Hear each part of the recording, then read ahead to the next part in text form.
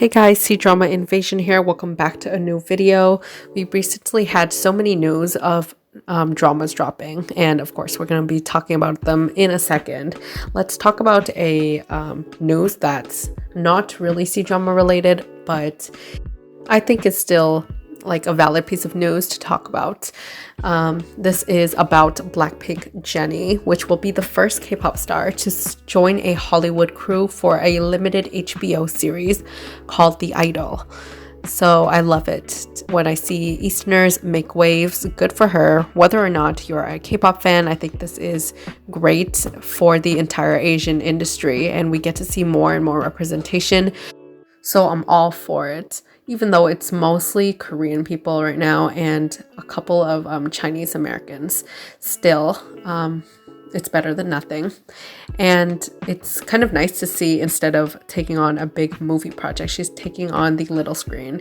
And as her first role, I think it is a challenging role since English is not her first language, even though she's quite fluent. HBO is known for good writing, and I'm happy she chose this since it's a little bit more on the mature side, rather to some Netflix adaptations which are more cutesy cringe. So I hope that it works out for her, and we'll see if I'll be able to catch it when it comes out.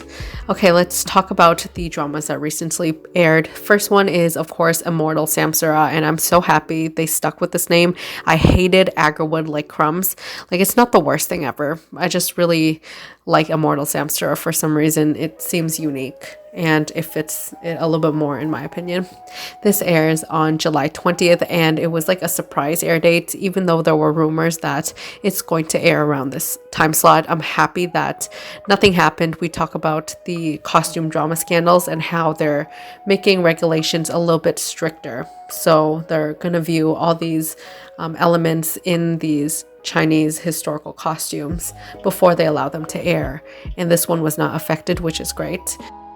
So just based off of the first few hours that it was broadcasted, it ranked first for online drama in the broadcast market.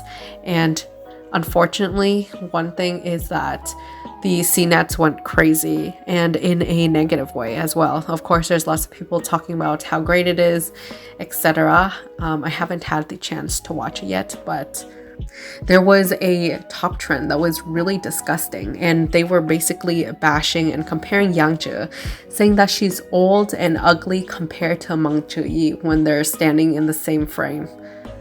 And that's just so gross and disrespectful and super shallow too, watching it for beauty only and not the story, the costumes, or paying attention to anything of that sort. So I don't know, to these people I'd say just like go on Instagram or something if you want images of beautiful people only. I will not bash none of them. I would just say that literally like 2 or 3 episodes ago, we were covering how they were bullying Meng Zijun off the internet because of her untamed involvement for the past 3 years, and all of a sudden she shows up in a drama and she looks pretty, etc. Now they're bashing her co-stars for not being as beautiful as her. And beauty is definitely subjective, but I think it's so terrible that, can you imagine, like, let's just say Yang or some of the actors are obviously online searching for how well the drama is doing, looking at the social media tags, etc. And one of the things that they see is that they're not as beautiful as Meng Zijun. The next drama that aired is a youth sports life romance drama called Out with the Bang. It airs on the 21st on iQIYI. This is about an esports drama starring Zhang Jiongmin and Ruohan. It's similar to the premise of Falling Into Your Smile, where the female lead gets recruited to join a esports team. Next is one of my most anticipated as well, The Heart of Genius, starring Lei Jiayin, Zhang Zifeng, and Zhang Xincheng or Stephen Zhang. This has 34 episodes and airs on iQIYI on the 22nd. A little bit nervous about that 34 episode thing, but since there's sci-fi elements and there's some type of time travel and investigation as well, it probably will work out and won't be too draggy. I mean, I've seen business romances go for around 40, so I guess I'm not complaining. For sure, I will be checking out this one as well as Immortal Samsara, so keep your eye out for my upcoming first impressions video. And in the meantime, check some episodes out and maybe we'll discuss it together. And we also have the announcement and apology for A Love Never Lost, which was supposed to come out on July 18th. They actually did premiere a couple of episodes. I think 2 episodes to 6 episodes, depending on whether or not you have the VIP pass. Still, it's quite terrible that they just stopped airing altogether and took it down. So they apologized and said that they'll be postponing the drama premiere due to technical issues.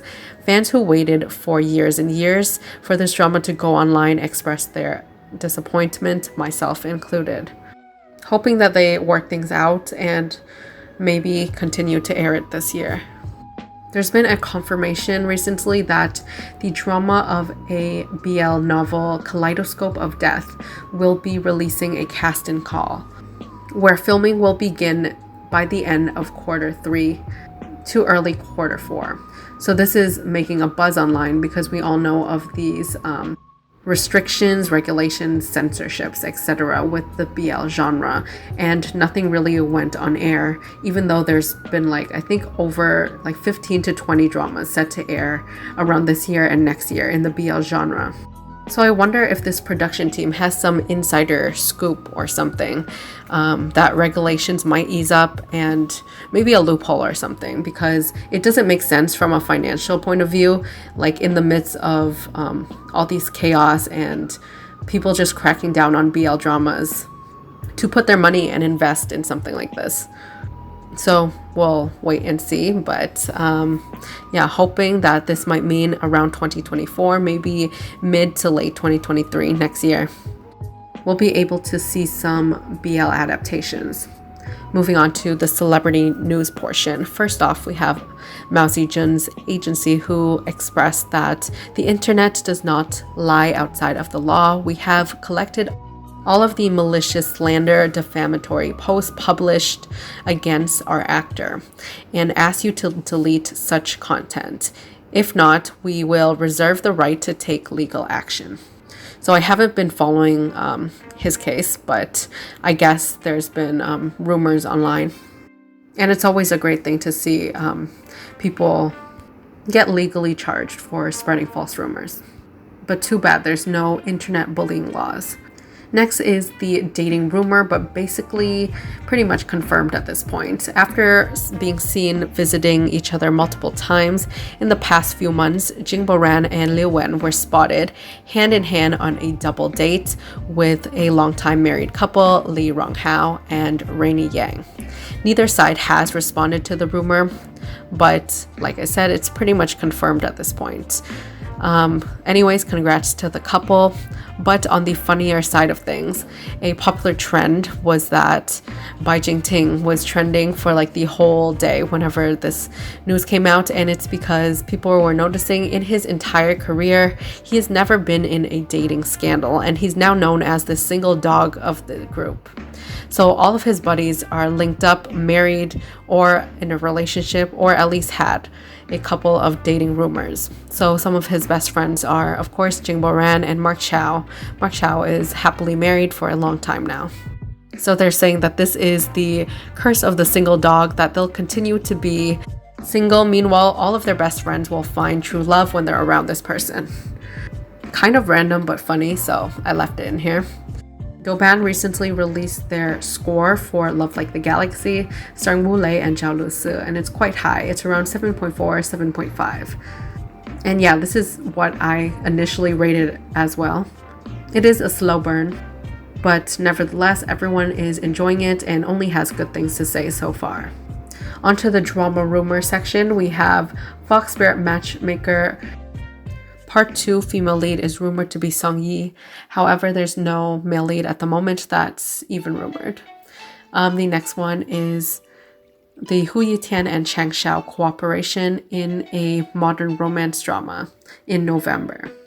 I do like Hu Yitian, but I feel like he's been in too many of those cold male lead roles and a cute, sweet girl dramas. I hope that this is not the case. We'll just have to wait and see whenever we get more information or synopsis of the drama. Tencent announced that they will be adapting a modern romance drama called Missing You, and this is by Mo Bao Fei Bao, who is the writer of the novel Really Really Miss You, and will also be scriptwriting in this. It is rumored to star Tan Zhensi and Zhou Ye, and filming is supposed to take place next month in the second half of August. And that wraps it up for this video. Let me know in the comments below your thoughts on any of things we discussed. I have a couple of days where I basically finish all my work, so I have a lot of free time to catch up to dramas, which I'm super excited for, and hopefully I can make more review videos and other interesting C-drama videos that I have planned. So stay tuned, subscribe if you haven't already, and make sure to turn on notification bells to all so you don't miss out on future videos. Everything you need is in the description box below, and for the emoji game, if you manage to watch it all the way through. Let's put an angel emoji, or the one with like the smiling eyes or the smiling face and a halo. Either or will do. And if you want to support the channel out even more, do check out my Ko-fi page. And you can buy me a coffee, and leave a little message. And I'll see you guys in the next video.